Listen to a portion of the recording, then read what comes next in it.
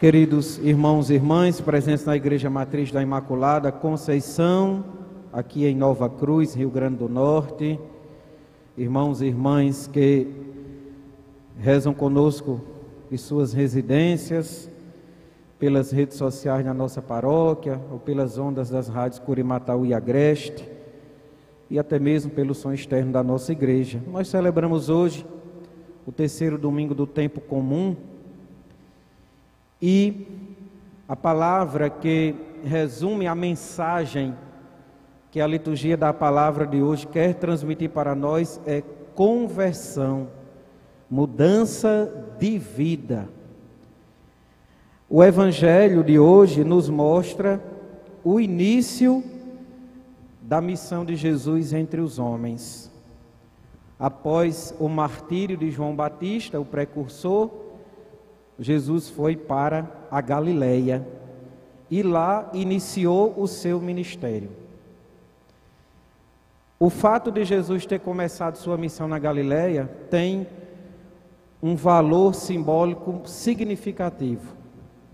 Ele não começou em Jerusalém, ele não começou na Judéia, ele começou na Galileia. A Galileia era uma região que ficava ao norte, distante de Jerusalém, a capital dos judeus, e ela era povoada por judeus e pagãos. Lá na Galileia, os pagãos conviviam com os judeus. E porque lá havia pagãos, as autoridades judaicas desprezavam a Galileia, que era chamada a Galileia dos gentios. Jesus começou lá, para mostrar que ele veio para os judeus e para os pagãos. Jesus nasceu judeu, mas não veio só para os judeus, veio para toda a humanidade. Passando hoje à beira do mar da Galileia, ele chama seus primeiros seguidores, 4 pescadores, 2 duplas de irmãos, Simão, que depois vai receber o nome de Pedro, e André, seu irmão, e mais à frente ele chama Tiago e João, filhos de Zebedeu, também pescadores. E Jesus, hoje, ele diz: o tempo já se completou, o reino de Deus está próximo, convertei-vos e crede no Evangelho. O convite de Jesus continua a ecoar na história. Jesus não é apenas um personagem do passado, Jesus está vivo.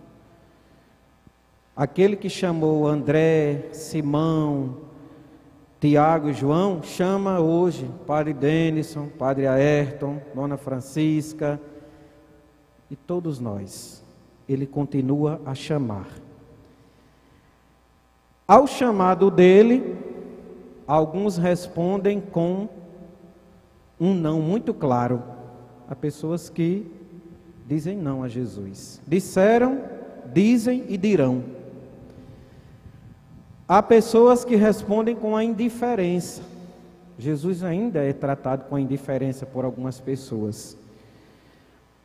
Por outro lado, há pessoas que respondem com um sim, como fizeram Simão e André, e logo em seguida Tiago e João. O sim dado a Jesus tem um nome, ele se chama conversão, mudança de vida. Vocês percebem que os 4 chamados por ele deixaram tudo que tinham, até mesmo os familiares, e foram atrás de Jesus, e foram tornar-se discípulos dele. E depois os 4 integrariam o grupo dos 12 apóstolos, o grupo daqueles 12 homens que partilharam da intimidade de Jesus. Irmãos e irmãs, todos nós necessitamos de conversão. Todos nós necessitamos de conversão. A gente sempre pode dar mais, a gente sempre pode avançar um pouco mais no caminho de seguimento de nosso Senhor Jesus Cristo. Alguém poderia dizer: mas padre, eu já sou batizado, eu comungo todos os domingos, eu rezo o terço, eu participo de um movimento da igreja, eu não preciso mais de conversão. Eu diria a essa pessoa: todos precisam de conversão, até mesmo o Papa Francisco. Por quê?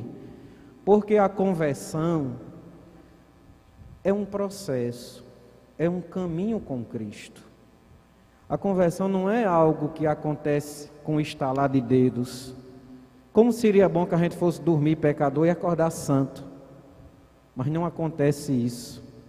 Pelo menos não acontece com a esmagadora maioria dos mortais. A conversão é um caminho com Cristo, uma caminhada. E ao longo dela, nós somos convidados a aperfeiçoar e a preservar o que nós já temos de bom e a deixar ao longo do caminho aquilo que é incompatível com o seguimento de nosso Senhor Jesus Cristo. Basta ver o exemplo de Simão Pedro, que hoje disse sim a Jesus. Deixou as redes, deixou a família e foi atrás de Jesus. Mas depois, o mesmo Pedro, que hoje diz sim a Jesus, vai negá-lo 3 vezes no contexto da paixão. Pedro negou Jesus.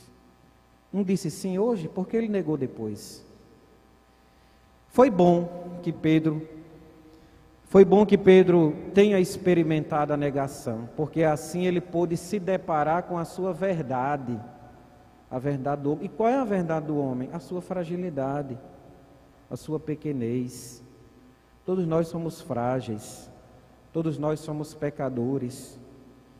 E é nessa caminhada com Cristo que nós vamos aprendendo a fidelidade, a deixar de lado as infidelidades, as traições, as negações, para abraçá-lo com tudo aquilo que nós temos e com tudo aquilo que nós somos. Amanhã mesmo, 25 de janeiro, nós vamos celebrar a conversão de São Paulo, outro grande apóstolo. Hoje nós celebramos a conversão desses 4 primeiros seguidores de Jesus, e amanhã nós vamos celebrar a conversão de São Paulo, que não foi um dos 12, mas realizou um apostolado talvez até mais acentuado do que os 12. A primeira leitura, tirada da profecia de Jonas, também trata do tema da conversão. Deus enviou o profeta Jonas para pregar a conversão aos ninivitas, aos habitantes da cidade de Nínive. Deus havia dito: se os ninivitas não se converterem, eu vou destruir a cidade. Chamou Jonas: Jonas, vá lá, pregue a conversão. E ele conseguiu. A primeira leitura diz que os ninivitas acreditaram em Deus, fizeram jejum, desde o superior ao inferior, e abraçaram a bondade, deixaram de lado a perversidade, a incredulidade e abraçaram a bondade. E Deus, que havia decidido destruir a cidade, voltou atrás e não destruiu mais a cidade de Nínive.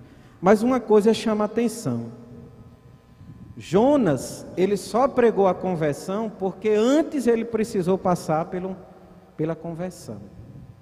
Antes ele precisou se converter. Creio que vocês se recordam da história de Jonas. Deus chamou Jonas e disse assim: vá pregar a conversão aos ninivitas. Jonas disse: não vou, não vou. Ele pegou um barco e, ao invés de ir para Nínive, foi para outra cidade. No caminho, uma tempestade inexplicável começou a sacudir o barco. Aí os tripulantes disseram: meu Deus, o que está acontecendo? Quem é que está atraindo a ira de algum Deus? Olharam para Jonas e disseram: deve ser você. Pegaram Jonas, jogaram no mar, veio um peixe, engoliu Jonas e o vomitou 3 dias depois na terra firme. E aí Deus volta a Jonas e diz, por isso a primeira leitura começa dizendo, a palavra do Senhor foi dirigida a Jonas pela segunda vez, porque na primeira ele disse não a Deus. E disse, levanta-te, põe-te a caminho da grande cidade de Nínive e anuncia-lhe a mensagem que eu vou te confiar. E Jonas pôs-se a caminho. É interessante. A gente só pode pregar a conversão se a gente vive a conversão. A gente só pode falar em conversão se a gente experimenta isso no dia a dia. Se a gente procura se tornar melhor a cada dia, se a gente procura deixar o Espírito Santo remover de nossa vida as atitudes, as posturas que são incompatíveis com a nossa condição de cristãos. É claro, como eu falei, que isso não acontece do dia para a noite. É um processo, é uma caminhada. Mas para que isso aconteça, é preciso que cada um de nós queira que isso aconteça e deixe Deus fazer isso. E a segunda leitura nos mostra uma postura muito importante que nós devemos assumir no caminho da conversão, que é o desapego às coisas terrenas e materiais. São Paulo diz assim, irmãos, o tempo está abreviado. São Paulo diz a mesma coisa que Jesus no Evangelho. Jesus diz assim, o tempo já se completou.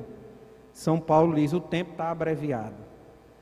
Ou seja, nós não temos mais tempo para adiar a conversão. A conversão deve ser começada agora, hoje.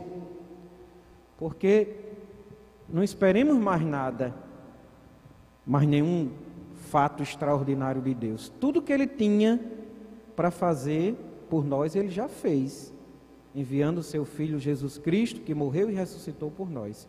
O tempo está abreviado, o tempo já se completou. É isso que nós temos e é disso que nós temos que tomar posse. E aí São Paulo continua, quem tem mulher, viva como se não tivesse, quem chora como se não chorasse, quem está alegre como se não estivesse, quem compra como se não tivesse coisa nenhuma, quem usa deste mundo como se não estivesse gozando dele. Por quê? Porque a figura deste mundo passa. Todas as realidades daqui da terra são passageiras, todas. Quem se apega a elas de forma férrea, vai passar com elas.